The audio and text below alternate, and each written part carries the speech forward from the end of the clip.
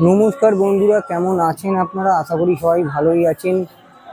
আমি বাবলা এবং আমার চ্যানেল সময় পেলে উইথ বাবলা আজকে চলে এসেছি নতুন একটা ব্লগে, নতুন কিছু নিয়ে। আজকে এসেছি এই চালতা বাগান ঝুলন বাড়ি। এই হচ্ছে চালতা বাগান ঝুলন বাড়ি। এখানে এই দেখাবো মন্দিরটা কি সুন্দরভাবে সাজানো হয়েছে এবং কি আছে ভেতরে। হ্যাঁ, দেখাবো। তার আগে বলে দিই, আমি হচ্ছি বাবলা। হ্যাঁ, আর আমার চ্যানেল সময় পেলে উইথ বাবলা। হ্যাঁ, আপনি যদি আমার চ্যানেলে ভিডিও ভালো লেগে থাকে তাহলে অতি অবশ্যই একটা লাইক, শেয়ার, কমেন্ট করবেন এবং সাবস্ক্রাইবটা অতি অবশ্যই করে দেবেন, এটুকুই বলতে পারি। ঠিক আছে, তাই চলুন ভেতরে ঢুকি। ভেতরে ঢুকে দেখাচ্ছি আপনাদের কি আছে এই চালতা বাগানে ঝুলন বাড়িতে। বন্ধুরা, আজকে চলে এসেছি চালতা বাগান ঝুলন বাড়ি। ওর ভেতরে ঢুকছি, দেখো সুন্দর। এই রাস্তার উপরে মেলার মতন বসে গেছে এখানটায়, পুরো মেলা। বিভিন্ন রকম আইটেমের দোকান লাগানো হয়েছে এখানে। এই দেখো, যাচ্ছি এই রাস্তার উপর দিয়ে। এই দুদিকে প্রচুর দোকান। এই মেলা। এটা হচ্ছে ঝুলন বাড়ি যাওয়ার রাস্তা। এই দেখো, পুরো চারিদিকে দোকানপাট লেগে গেছে। এটা হচ্ছে চালতা বাগান। দেখো, ঢুকতেই আপনাদের প্রথমে এই মন্দিরটা পড়বে। এটা হচ্ছে শ্রী রাধা গোবিন্দ মন্দির। এখানে ঝুলন উৎসব হচ্ছে। চলুন যাই ভেতরে, দেখি কি আছে। দেখো, এই জায়গাটা খুব সুন্দর করে সাজানো আছে। দেখো, তোমাদের দেখাচ্ছি। দেখো,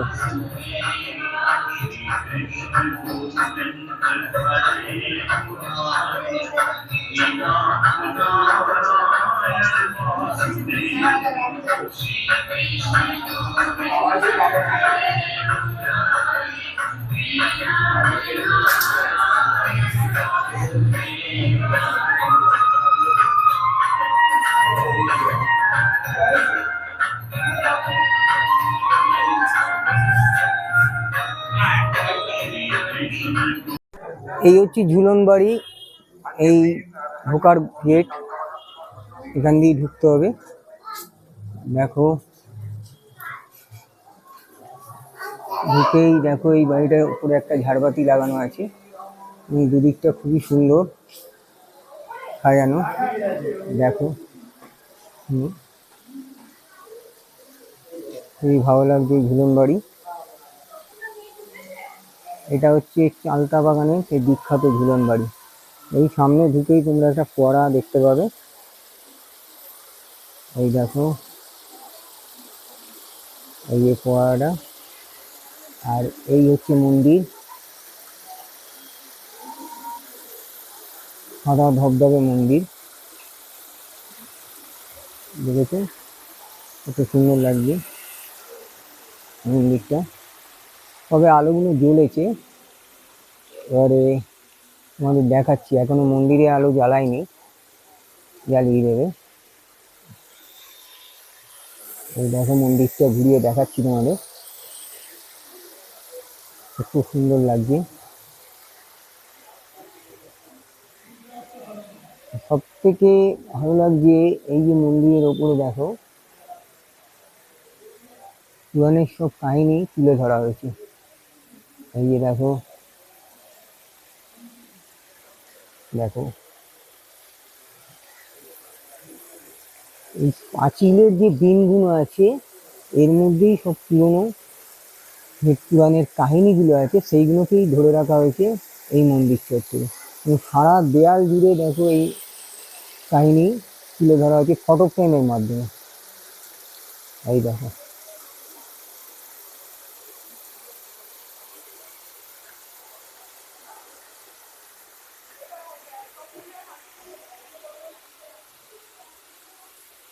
এই হচ্ছে মন্দির।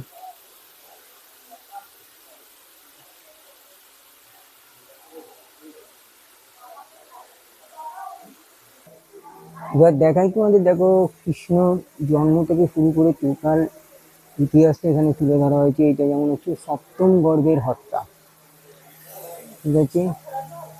আর এটা হচ্ছে কারাগারে কৃষ্ণের জন্ম, এখানে তুলে ধরা হয়েছে। এটা হচ্ছে বাসুদেবের যমুনা পার, এই যে দেখো। আর এই হচ্ছে বাসুদেবের নন্দালয় গমন। প্রতিটা মডেলের পিছন দিকে কিন্তু একটা ব্যানারের মধ্যে এক প্রিন্ট করা আছে, এই যে দেখো। এটা হচ্ছে যশোদা ও গোপাল, দেখো।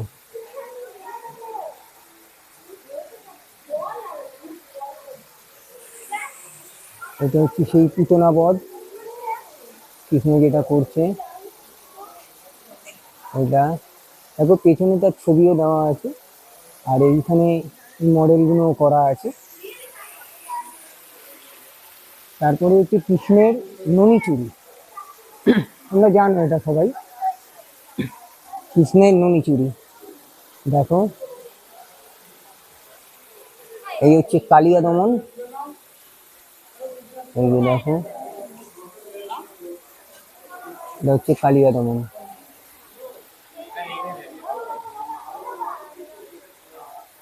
আর এইটা হচ্ছে কৃষ্ণের গরু চড়ানো, দেখো।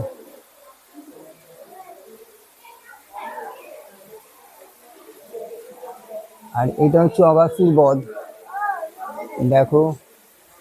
এটা হচ্ছে অগাসুর বধ। তারপরে হচ্ছে শ্রীকৃষ্ণের ঝুলন, শ্রীকৃষ্ণ আর রাধা একসাথে দোলনায় দুলছে এবং পাশে দুই সখী তারাও রয়েছে এখানে। আর এইটা হচ্ছে বকাসুর বধ, এই দেখো। প্রতিটা মডেলের পিছনে কিন্তু এরকম একটা করে ছবিও দেওয়া রয়েছে, যাতে তোমাদের বুঝতে কোনো অসুবিধা না হয়। আর এই হচ্ছে কৃষ্ণের নৌকা বিলাস, এই যে দেখো।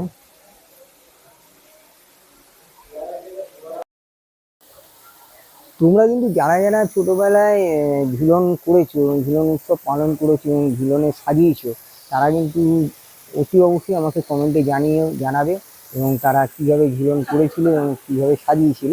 হ্যাঁ, তোমাদের তো একটা পার্ট দেখালাম কৃষ্ণের জন্ম থেকে শুরু করে বকাসুর বধ অব্দি সবই দেখালাম। এবার দেখো তোমাদের আর একটা পার্ট দেখাচ্ছি, এটাও তোমাদের দেখতে খুব ভালো লাগবে। হ্যাঁ, এই দেখো, এটা হচ্ছে গোপিনীর বস্ত্রহরণ, এই যে দেখো। আর এই হচ্ছে শ্রীকৃষ্ণের হোলি খেলা, এটাও খুব সুন্দর লাগছে, এই যে দেখো শ্রীকৃষ্ণের হোলি খেলা। আর এটা হচ্ছে শ্রীকৃষ্ণের কংসবধ, এটাও দেখো। আর এখানে করেছে রাধার মানভঞ্জন, দেখো। প্রতিটা মডেলের পেছনে কিন্তু এরকম ছবিও দেওয়া রয়েছে, যাতে তোমাদের বুঝতে কোনো অসুবিধা না হয়। আর এইটা হচ্ছে সেই রূপ কৃষ্ণের, কালী রূপ, এটা হচ্ছে কৃষ্ণ কালী।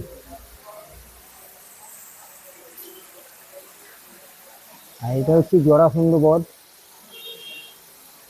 এগুলো সবই তোমরা মোটামুটি জানো এবং মহাভারত দেখেছো তোমরা। আর এটা হচ্ছে ঐরাবত, দেখো,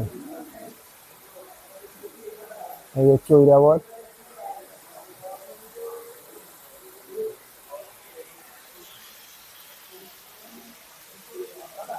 আর এই হচ্ছে বলিরাজ, দেখছো, এই হচ্ছে বলিরাজ।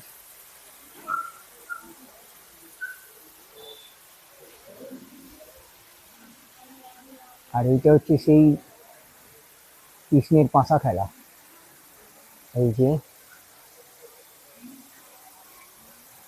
কৃষ্ণের পাশা খেলা হচ্ছে এখানে।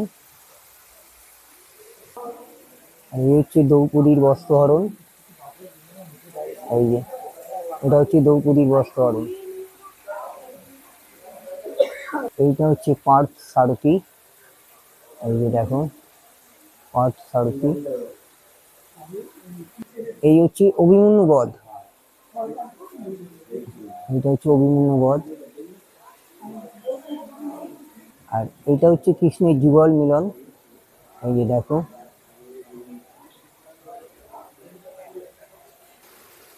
এই তো তোমাদের কৃষ্ণের জীবন কাহিনীটা পুরো দেখানো হলো। এইবার দেখো মন্দিরটা কত সুন্দর, অপরূপ লাগছে মন্দিরটা এখন আলোগুলো জ্বলাতে, কত বিউটিফুল লাগছে মন্দিরটা। তোমাদের চারপাশটা ঘুরিয়ে দেখাচ্ছি, দেখো কত সুন্দর লাগছে মন্দিরটা, বুঝছো? এই দেখো ফোয়ারাটাও খুব সুন্দর লাগছে এখন, দেখেছো? এই হচ্ছে মন্দিরটা, প্রচুর সুন্দর লাগছে। এবার চলো তোমাদের মন্দিরের বিগ্রহকে দেখাই। সেটাও তোমাদের দেখাচ্ছি, এই মন্দিরের বিগ্রহকে। এবার আমরা মন্দিরে গর্ভগৃহে ঢুকছি, দেখো এটা হচ্ছে সেই মন্দিরের গর্ভগৃহ।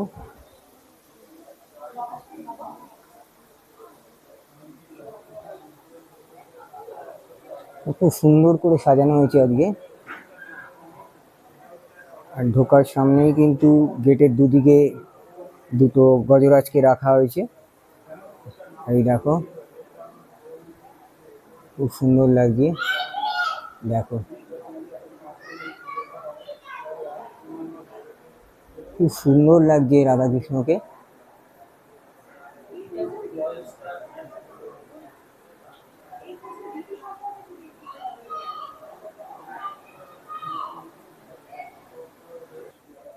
গর্ভগৃহের পাশেই রয়েছে মহাদেব, এই দেখো, এবং তার সামনে রয়েছে একটা নন্দী মহারাজ। এই যে এটা গর্ভগৃহের পাশেই রয়েছে, রাধাকৃষ্ণের পাশেই এটা।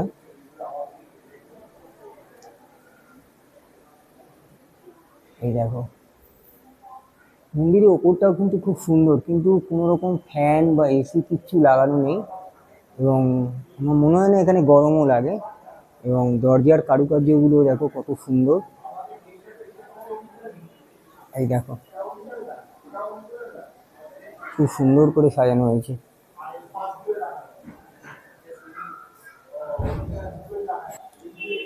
গর্ভগৃহের বাম দিকে রাখা হয়েছে একটা শিবলিঙ্গ। এই যে দেখো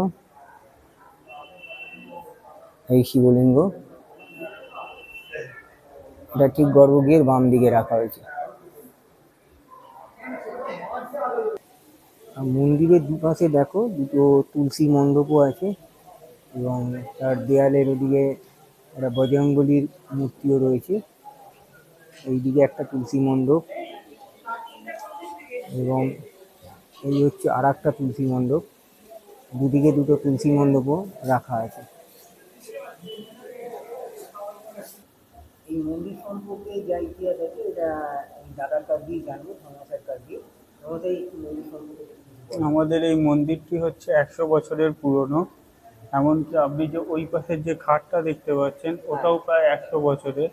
আমাদের শ্রীকৃষ্ণ মাধবের যে দেখছেন ওটা হচ্ছে কোষ্ঠী পাথর, আর রাধারানী হচ্ছে অষ্টধাতুর। আর আমাদের ওপরে যে গম্বুজটা দেখছেন এরকম সাধারণত সব মন্দিরে পাবেন না, কতটা লম্বা দেখতে পাচ্ছেন। এখানে কোনো ফ্যানেরও ব্যবস্থা লাগে না? ফ্যানেরও ব্যবস্থা লাগে না, এটা শুধু ঝুলনের জন্য লাগানো হয়েছে, কিন্তু আমাদের কোনো সময় ফ্যান লাগে না। ফ্যান লাগে না? ফ্যান লাগে না, এটা হচ্ছে ভগবানের অলৌকিক ক্ষমতা। গরমও অনুভব হয় না? না, এটা আমাদের এখন এই কাজকর্মের জন্য গরমটা লাগছে, হয়তো ঘাম দেখে বলুন, কিন্তু আমাদের এখানে কোনো ফ্যান লাগে না। কোনো ফ্যান লাগে না? না। আর গম্বুজটা দেখছেন আপনাদের মানে মাথা উঁচু করে দেখতে হবে। হ্যাঁ সেটা দেখলাম। ওইটার তাপটাই না, মানে এটা হচ্ছে ভগবানের আশীর্বাদ, অলৌকিক অলৌকিক ঘটনা। মন্দিরটা সৃষ্টি কবে? 100 বছর প্রায় হয়ে গেছে, 1925 সালে, সামথিং 1925 সাল। প্রথম কে বংশ হিসাবে শুরু করেছিল? বঙ্কু বিহারী সাহা নামে। বিহারী সাহা। হ্যাঁ, প্রায় 100 বছর। আমাদের এখানে এটা ছাড়াও নিত্য পুজো হয় প্রতিদিন সকালবেলা, আর সন্ধ্যেবেলাতে নিত্য পুজো হয়, ভোগ হয়। কিন্তু এই ঝুলনের জন্য আমাদের এই এত ধুমধাম করে সব কিছু করা হয়, পুজো পাজা সাজানো। এছাড়াও রাসে পুজো হয়, তখন মেন গেটটা বন্ধ থাকে, রাসে পুজো হয়, দোলে পুজো হয়, জন্মাষ্টমী আছে, এগুলো হয়, খোলা থাকে।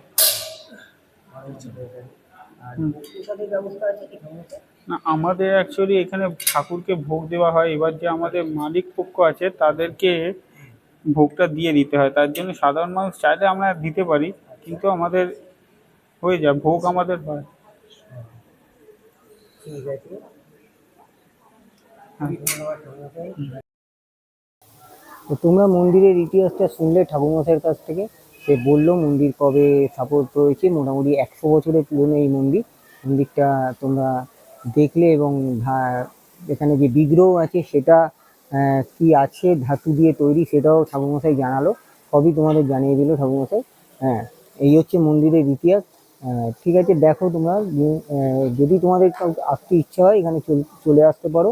এটা মোটামুটি 5 দিন অনুষ্ঠিত হবে, রাখি পূর্ণিমার দিন এই ঝুলন উৎসব শেষ হবে। ঠিক আছে, এই যে দেখো আমার পেছনে মন্দির, এই তোমাদের ঘুরিয়ে দেখিয়ে দিচ্ছি, এই যে মন্দিরটা।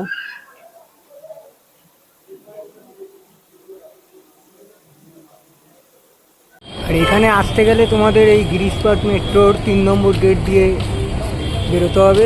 এই যে সারিবদ্ধভাবে যে অটোগুলো দাঁড়িয়ে আছে, এই অটো করে তোমরা যেতে পারো, 10 টাকা ভাড়া নেবে, নাহলে তোমরা হেঁটেও যেতে পারো, 10 মিনিট লাগবে। ঠিক আছে, এই হচ্ছে গিরিশপাট মেট্রো। তো বন্ধুরা, ভিডিওটা এখানেই শেষ করলাম আপাতত আজকের মতন। তোমাদের যদি ভিডিওটা ভালো লাগে তাহলে অতি অবশ্যই একটা লাইক দিও এবং কমেন্ট করো, যদি ভালো নাও লাগে তাও তোমরা কমেন্ট করো এবং শেয়ার অন্তত করে দিও। আর তোমরা যদি আমার চ্যানেলে নতুন হয়ে থাকো তাহলে অন্তত একটা সাবস্ক্রাইব করে দেবে, তোমাদের কাছে এইটুকু পাওনা রইল, এবং তার পাশে বেল আইকনটা টিপতে যেন ভুলবে না, কারণ এর পরবর্তী যে ভিডিও আমি দেবো অতি অবশ্যই তোমার কাছে আগে পৌঁছে যাবে, তার নোটিফিকেশন যাবে। ঠিক আছে, টাটা, আজকের মতন এখানেই শেষ করলাম ভিডিওটা।